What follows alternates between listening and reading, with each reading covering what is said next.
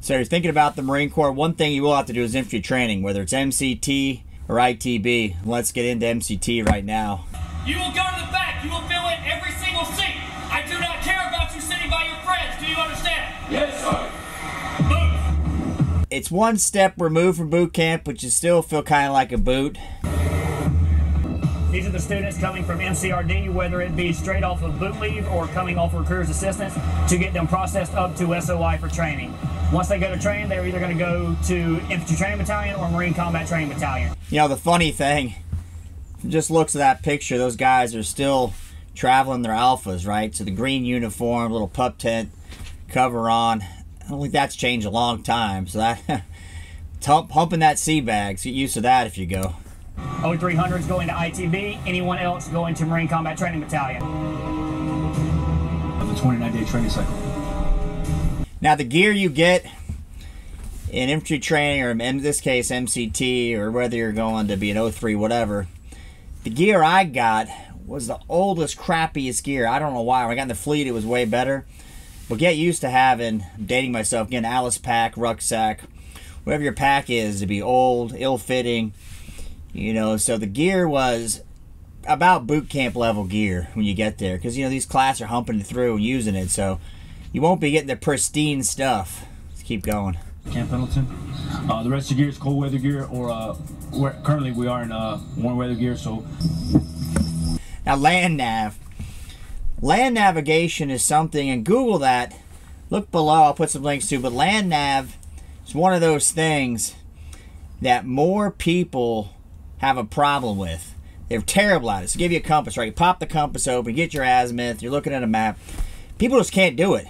And then you get into night land nav, right? So land nav is tough, and I don't care. I think there was something, I don't know, a couple years ago about OCS, and I think there was something like a dozen OCS candidates got busted cheating on land nav. So it's a lot harder than you think. You're not getting a GPS out there. Let's keep going. So currently the Marines are conducting their land navigation performance examination.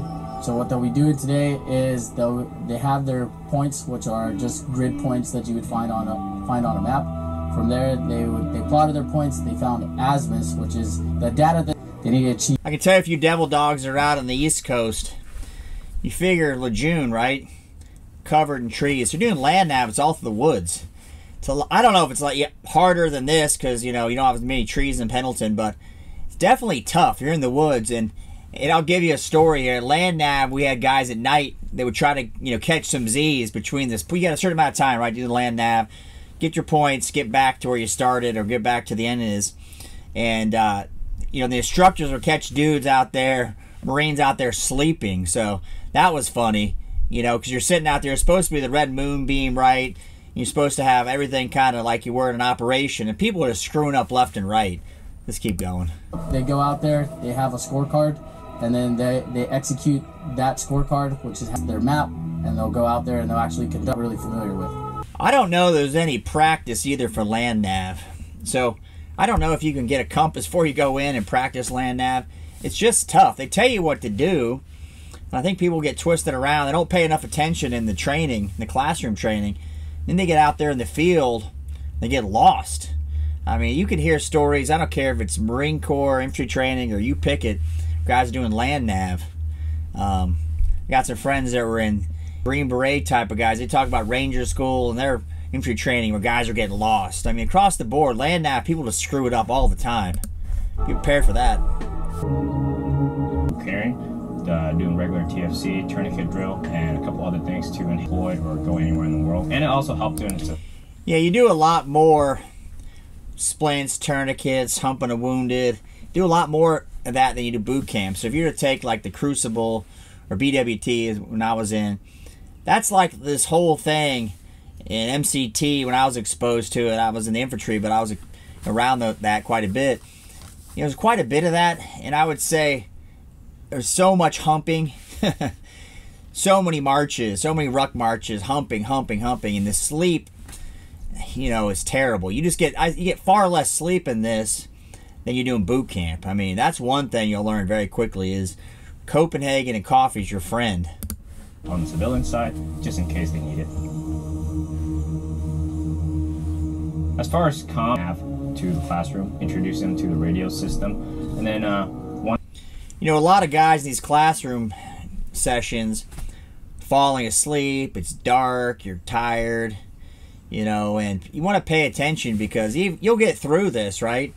I don't care if it's ITB or MCT, you'll get through it, but at some point this stuff's actually practical, right? You get out in the fleet, you're the new guy, you understand if you're a radioman or you're a, you know, whatever, radios have evolved, but you're still going to be carried at some point, understand how to operate this darn thing. So you want to pay attention to this classroom exercises.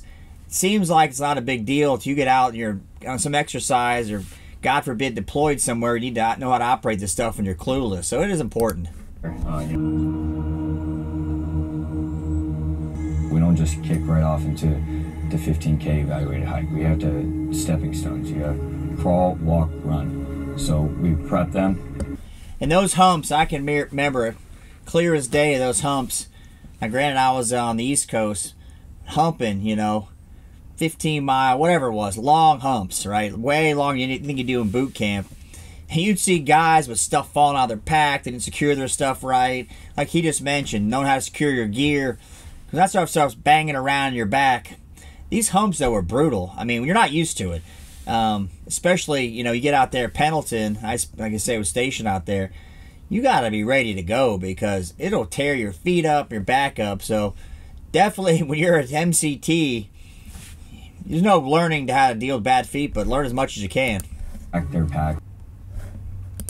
I don't remember the number of humps when I was ITB. I don't know how many are MCT, but there's a lot more than I ever remember. And like I say, you're humping a lot of gear. And you're not as, you know, say if boot camp's like your world's nerfed by the DIs, right? You're not as nerfed by it. So if you want to come in there, you don't have the gear you need. I remember they're checking for it, but you really want to pay attention because those humps are brutal. You know, they tell you to bring X amount of pair of socks, take care of your feet, take care of your feet. You definitely want to take care of your feet because I don't remember a lot of guys going to sick bay or something, or sick call, but it's tough. I mean, it wears you out. It's a short period of time.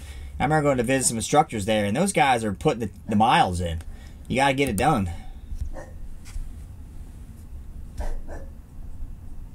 We came out here, we're doing a patrolling 2 practical application. So within patrolling 2, we got IA drills, contact left, right, front, and rear. Hey, if you like what you're watching, please subscribe, like, share the video, and use my Amazon link if you need something from those guys. For patrolling. Yep. And that guy's exactly right. You may think you're a logistics supply, you know, PFC, and all of a sudden they're short for something. And they go to each company and they say, hey, we need a guy to pull guard duty here. We need a guy to come on a convoy. All these skills are important. So I don't care what your job is. The Marine Corps is very good about using the least amount of money, least amount of resources to do something. So they'll take you, hey, new guy, PFC, you know, Gomer Pyle, we need you to go help this convoy. We need you to pull security over here. And you weren't paying attention. All it's going to do is give you a little more confidence if you are doing a patrol, you are pulling security or being on a convoy to know what the heck you're doing. Let's go. To different environments like Iraq, Afghanistan, where it's heavily populated with. Now you guys are going to get a lot of good training after all the 17, 18 years, whatever it's been now, plus a war in the Middle East. These instructors, you know, are coming back with piles and piles of knowledge and experience to bring to this, you know, kind of, you know, close quarters combat stuff. That's where you really want to pay attention because it's very easy to get freaked out, especially when you start popping off rounds. You know, this is the kind of stuff that's invaluable. It's good to see the Marine Corps really embracing this. Into that room, clear it out, and I identify any threats that are in that building. What's that? It's extremely important. These Marines never know when they're going to find themselves in a combat situation where they're going. Now that's a change. You know, back when I was in boot camp, back in the old Corps, right? We threw grenades in boot camp. And I will say at MCT, you get to do a lot of stuff with the weapon system. I was surprised. I think it was 22 days at one point when I went to ITB watching those guys. I think it's 28 now. You get to see a lot of weapon systems. You know, the 50 cal, you're behind the saw. 60, you know, all that. So you get to do some cool stuff that you didn't do in boot camp. Even if you're going to be an admin guy, at least you can say you got behind the 50 one time and got to unleash it. So, You know, that's a good part about it. You get through the Marine stuff you thought about, and if you are going to the air wing, you know, beyond going to the rifle range once a year, this is the kind of stuff that you thought about when you went in the Marine Corps. You shoot the M67 frag, hold one, control it, and then deploy it to destroy the target. Throw an M67 fragmentation grenade. Marines will view one through the tower, observe. They still kind of do that. The arm like this, and you're kind of heaving it. You're not doing like a baseball. You're not winding up.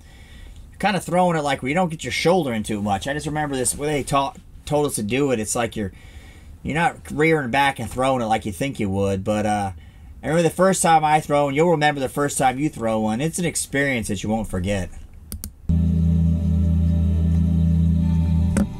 And then all that is in preparation, conditioning them for their height.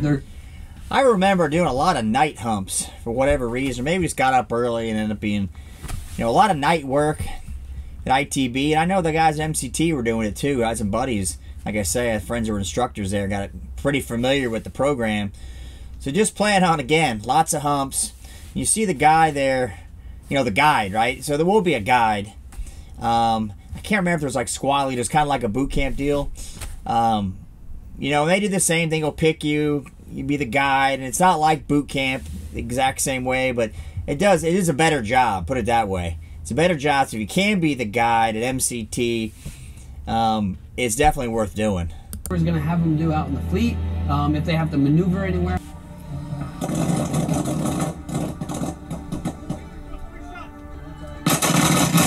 Is the actual table shoots, Heck 15s. You know, when you're doing that, you're so used to in boot camp, when you're doing anything with live fire, right, it's at the range. You know, this now, you're online with, they teach you that stuff in boot camp, like stay online, you're practicing, you know, so you don't get one guy's too far out front, so he gets, you know, blue on blue situation. But this is pretty real when you're doing this. It's definitely, you feel like you've graduated from, you know, the 8th grade, now you're 9th grade when you go to this. It's pretty legit, and it's a good time because you're actually doing Marine stuff and not getting treated like a total boot. Albeit, you get treated pretty much like a boot, but not as bad as boot camp, right? So table 3 is the day shoot, and then we conduct 203s are fun. You should never have done it before. I mean, the machine gun stuff, you think, but the 203s have like pop, and you know, you're trying to gauge it up, sitting here, and it's pretty amazing what that, you know, thing can do. And then you get to the saws and the 60s, and that's the stuff you always think about, popping off with a machine gun. Now, in MCT or ITB, if you get stuck with a 50, always try to avoid the receiver. Take the barrel if you can. You guys that have been in will know what I mean. Do whatever you can to avoid carrying that receiver on the 50 cal. ISMIT, line procedures, so it actually gets them hands-on. They understand is your LFAM, your live fire and maneuver range, where they conduct buddy rushes. Find out pretty quickly on these humps, you know, ounces equal pounds eventually, so you find out very fast what you don't want to bring. And I don't care if you ditch a pound, when you have control over your own pack, stuff you can ditch, you'll find out what you need, what you don't need, because it gets heavy. That thing starts wearing on you, the chafing on your legs, so you're not going to want to be prepared for everything. You want to bring just what you need when you start humping that gear. Especially when you got in the fleet, you get on deployment, you're going to pretty much be able to carry what you want. You know, here's the bare necessities. If you want to carry extra stuff, God bless you, but you're going to be toting that crap around. Back from the range, back to Foxtrot. Not sure what he means, evaluated march, foot march. He's calling it humps, I guess foot march is the term. Whatever. I don't know how they evaluate. You make the hump, you don't make the hump. If you fall out and you get into a Humvee, maybe you don't make it, but you're going to be kind of bumped and bruised because they cram a lot of stuff in. You know, whether it's ITB or whether it's MC, they cram a lot of humps in and during this period, and there's not a lot of sleep. You're not getting like a boot camp, except for, you know, you're on guard duty. You're getting pretty decent, at least a pretty consistent sleep. And I would say this continuation, this is like going to junior college versus going to the big leagues, you know, you get out of boot camp.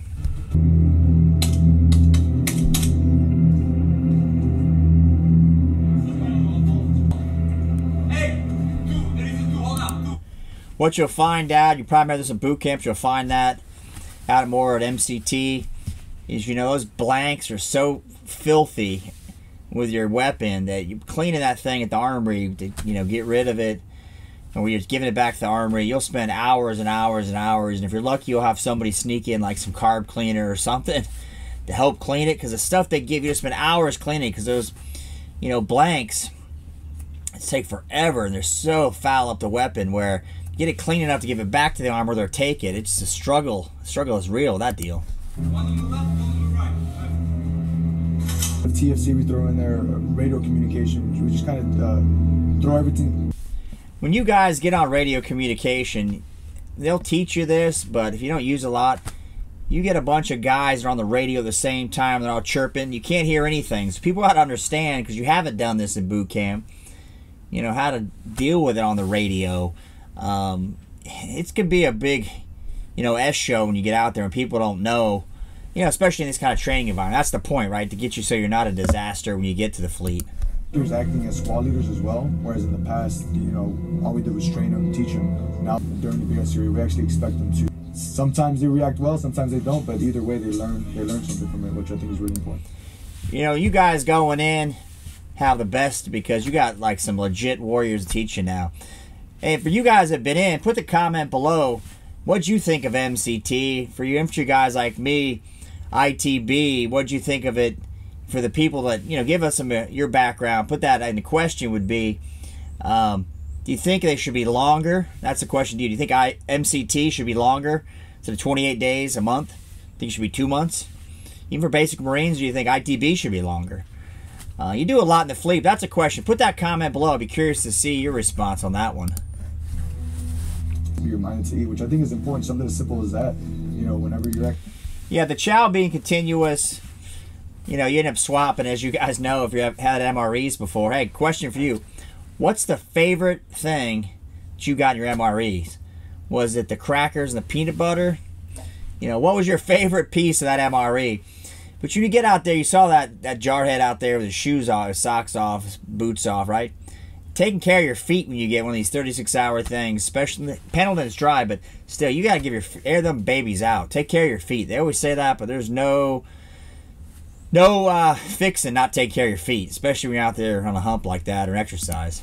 In the field, at least, you know, these entry-level Marines never are exposed to something like that. They'll be like, oh wait, so we just eat whenever we want, you know. Yeah, it is good training until you find out when you were sleeping, the guy that was pulling, he's supposed to be awake, right? Supposed to be awake to protect your rear end, was sleeping. And you'll see some pretty good fights about that kind of stuff where people are just trying to do whatever they can to catch some sleep. You know, I mean, there's cheating on sleeping, especially in the night land now. That's where you get the guys that are, you know, they think they're ahead. They're going to catch some Z's over here in the woods. And instructors catch them. You know, so sleep is paramount. And you got to trust the buddy who's next to you pulling guard duty when you're sleeping. We've talked about it for the past 3 weeks. They've maybe done a little bit of research, and, you know, in boot camp they've heard about it. But now they're actually seeing it and doing it. And the instructor's actually showing them how it's done. Somehow I don't remember a graduation with this thing. Maybe there was. I do remember, now granted I wasn't MCT, it was ITB, but I remember, granted there probably was. I just remember, again, leaving in alphas, right? When I was in, we had to travel in dress uniforms. Leaving in alphas, getting all that crap on, my feet were just wrecked. For whatever reason, I didn't take care of them right. And getting on, waiting for that bus to come to take me to the airport, you know, the Jackson Airport, as I recall, out of June, with my sea bag, because I got orders to go to Pendleton, right? So it's one of those experiences. Good, you know, like I said, some questions for you guys. Think it should be longer? Put that in the comments below. Instead of MCT being 28 weeks and ITB, I believe, being double that. You know, changes, but I think it should be longer. And I often wonder, should they have a refresher course? Because if you are an admin guy and you all of a sudden you got to do something with the convoy, so they periodic, like the rifle range, they have like a once a week, do more exercises for the people that aren't in the infantry. That'd be a good one. Hey, thanks for watching.